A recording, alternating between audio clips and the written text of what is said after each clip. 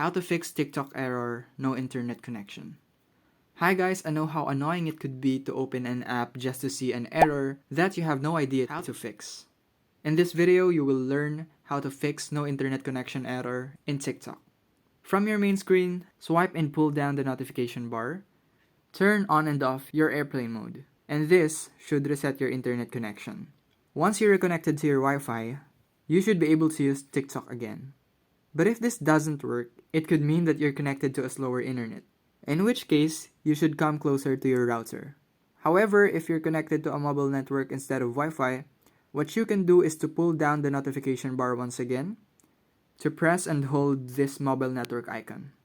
And make sure that you are using the right settings that'll optimize your mobile data by maybe activating dual 4G or 5G if you have that in your settings.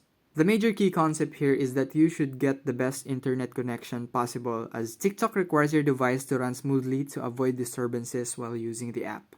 That's it for this video. I hope you are able to follow through. And if you enjoyed the video, consider giving the channel a subscription. It's free. And click on the like button. This helps the video reach people in need like you. That's it. Thanks for watching, guys. See you on the next video.